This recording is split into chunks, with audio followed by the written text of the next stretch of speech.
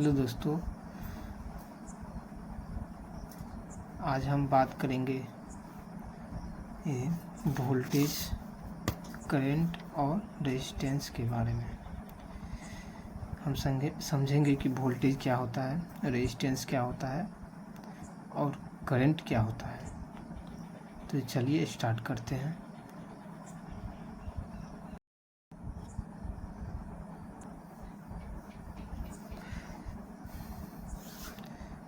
What is voltage? Voltage is electrical pressure that push electrons through a circuit. Voltage एक electrical pressure है जो electrons को circuit में push करता है। इसके बाद करंट फॉलो करता है। It's the electric potential difference between 2 point. यह 2 पॉइंट के बीच से पोटेंशियल डिफरेंस होता है। जैसे ये हाई पोटेंशियल और लो पोटेंशियल। हाई पोटेंशियल से लो पोटेंशियल की तरफ करंट फॉलो करता है। It is the pressure that cause current to flow. यह वोल्टेज एक तरह का प्रेशर होता है जिसके कारण करंट फ्लो करता है। जैसे कि एग्जाम्पल के लिए आप देख सकते हैं, एक बैटरी है जिससे होते हुए वायर के थ्रू, सर्किट के थ्रू करंट फॉलो कर रहा है। ये एक रेजिस्टेंस है। एग्जाम्पल के लिए एक वाटर टैंक है मान लीजिए, जिससे एक पाइप जुड़ा हुआ है और नीचे पानी निकल रहा है। तो पानी विदाउट प्रेशर का, बिना प्रेशर के पानी फॉलो नहीं कर सकता है, नीचे नहीं जा सकता है। उसी तरह पानी का जो प्रेशर हुआ वह वोल्टेज हुआ। वोल्टेज जो है एक पानी के प्रेशर की तरह होता है जो कि धक्का देता है पानी को, वो इसके बाद वह नीचे निकलता है। उसी तरह वोल्टेज भी एक प्रेशर की तरह पुश हुआ, वह धकेलता है। कॉमन वोल्टेज सोर्स जैसे battery, adapter, transformer, main supply. Battery में 1.5 वोल्ट, 3 वोल्ट, 9 वोल्ट और 12 वोल्ट etc आते हैं। एडाप्टर SMPS DC सप्लाई के लिए 5 वोल्ट, 12 वोल्ट, 24 वोल्ट और 48 वोल्ट आता है। और ट्रांसफार्मर में ये AC supply 12 volt, 24 volt etc आता है। मेन सप्लाई जो हमारे घर में आते हैं 110 वोल्ट या 230 वोल्ट AC, जो कि 50 या 60 वोल्ट हर्ट्ज का होता है। हम लोग के इंडिया में 50 हर्ट्ज का आता है। Electric current, the flow of charge यानी electron through a conductor from negative to positive is called electric current. किसी भी वायर यानी कंडक्टर के थ्रू ये इलेक्ट्रॉन जो फॉलो करता है, जिसे हम करंट कहते हैं, जो कि नेगेटिव से पॉजिटिव की तरह, पॉजिटिव की ओर फॉलो करता है। इस तरह इसमें देख सकते हैं नेगेटिव टू पॉजिटिव ये इलेक्ट्रॉन फॉलो कर रहा है, ये फॉलो कर रहा है। जिसको वो इलेक्ट्रॉन यूनिट, ऐसा यूनिट ऑफ करंट एम्पियर में मापा जाता है 1 एम्पियर कूलम बराबर 1 coulomb electron per second. Water analogy में हम देख सकते हैं कि ये water flow equal to current.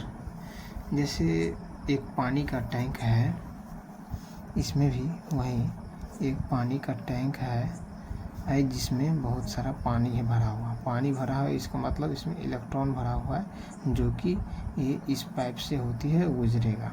तो इसको इसमें से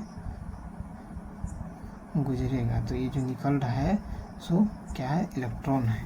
तो इलेक्ट्रॉन में जितना ज़्यादा प्रेशर होगा, यानी प्रेशर यानी वोल्टेज होगा, जितना वोल्टेज होगा या जो उतना ज़्यादा इलेक्ट्रॉन निकलेगा, या पाइप की साइज जिस तरह होगा यानी वायर का थिकनेस के अनुसार उसमें से इलेक्ट्रॉन का फॉलो होगा, जिससे हमारा एम्पियर बढ़ या घट सकता है। मतलब करंट यानी मात्रा, जैसे सड़क पे बहुत सारे गाड़ी घोड़ा चल रहे हैं जो कि इलेक्ट्रॉन है। सड़क हुआ एक वायर की तरह, रोड है, रोड पे बहुत सारे एक गाड़ी घोड़ा चल रहा है जो कि इलेक्ट्रॉन है। यह सड़क हुआ इस जो है कि वायर की तरह एक्ट कर रहा है यहाँ पे, और यहाँ पर कोई एक्सटर्नल फोर्स रह रहा है जो कि गाड़ी में है, वह वोल्टेज है। There are two types of current. पहला डीसी करंट डायरेक्ट करंट और दूसरा alternative current AC current. DC current जिसका जो कि एक स्ट्रेट लाइन में हमेशा चलती है, इसका डायरेक्शन कभी भी चेंज नहीं होता है, या प्लस में जाएगा या तो माइनस में आएगा, किसी एक में ही जाएगा एक समय में। बट यहाँ पे अल्टरनेटिव करंट, अल्टरनेट माने जो बदलते रहता है, एक निश्चित समय पर जो बदलते रहता है उसको हम अल्टरनेट करंट कहते हैं। यह 50 हर्ट्ज का होता है हम लोग के इंडिया में। 50 हर्ट्ज है यानी 1 सेकेंड में 50 टाइम्स साइकिल कंप्लीट करता है। रेजिस्टेंस के बारे में बात करेंगे। Resistance is the opposition to the flow of electric current, यानी इलेक्ट्रिक करंट या इलेक्ट्रॉन्स, यानी कि इलेक्ट्रॉन्स को का ऑपोजिशन होता है। ऑपोजिशन माने रोकने वाला, जैसे किसी भी पार्टी का ऑपोजिशन लीडर होता है जो कि विरोधी होता है। उसी तरह इलेक्ट्रिक करंट का फ्लो यानी इलेक्ट्रॉन के फ्लो को, प्रवाह को रोकने वाले को हम रेजिस्टेंस कहते हैं। यह लिमिट करता है करंट को सर्किट में और हेल्प करता है वोल्टेज और करंट को कंट्रोल करने में। रेजिस्टेंस यानी अधिक से अधिक ज़्यादा रेजिस्टेंस होगा तब कम करंट फॉलो करेगा, कम रेजिस्टेंस होगा तो ज़्यादा करंट फॉलो करेगा। क्यों? क्योंकि अगर ज़्यादा रेजिस्टेंस है, रेजिस्टेंस का ऐसा मात्रक ओम होता है। ओम, जॉर्ज ओम एक जर्मन फिजिसिस्ट था जिसने खोज किया था ओम के नियम का, जिसके आधार पे उसका ऐसा मात्रक, रेजिस्टेंस का ऐसा मात्रक ओम रखा गया। यहाँ पर एक नल देख सकते हैं जिसमें एक लगा हुआ एक बॉल्ब है, जिसके हेल्प से इसमें हम पानी को कंट्रोल कर सकते हैं। इसमें एक बॉल्ब एक रेजिस्टेंस की तरह हुआ जो कि पानी के फ्लो को वो कंट्रोल कर रहा है। उसी तरह रेजिस्टेंस जो है इलेक्ट्रॉन के फ्लो यानी वाटर, जिसको हम वाटर कहते हैं, उसको कंट्रोल करता है, उसको वो बहाव में रुकावट पैदा करता है, जिसे हम रेजिस्टेंस कहते हैं। Ohm's law show the relationship between voltage current and resistance, जिसके लिए R बराबर रेजिस्टेंस बराबर वोल्टेज एज बट्टे एम्पियर इन करंट, जिसमें R का मतलब रेजिस्टेंस, भी वोल्टेज, I करंट होता है। और यहाँ पर कुछ हमने लिखा है formula, power equal to voltage गुने current, voltage equal to current गुने रेजिस्टेंस, और रेजिस्टेंस करंट बराबर वोल्टेज बाय रेजिस्टेंस, जिससे हम निकाल सकते हैं पावर, निकाल सकते हैं वोल्टेज और करंट, रेजिस्टेंस सब निकाल सकते हैं। यहाँ पर हमारे पास 12 वोल्ट है और 6 ओम है, तो हमको आई यानी करंट निकालना है।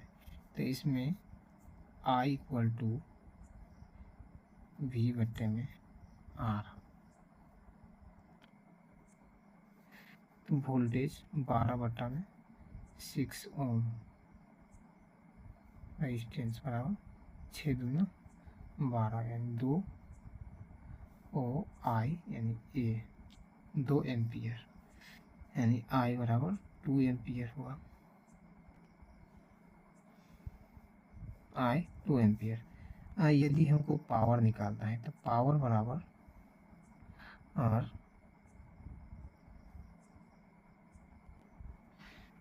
पावर बराबर वोल्टेज गुने करंट। हमारे पास वोल्टेज भी है और करंट भी है, तो वोल्टेज हमारे पास 12 वोल्ट है गुने करंट 2 एम्पियर, यानी कि 24 वाट। यहाँ पर वाट पावर का ऐसा मात्रक है,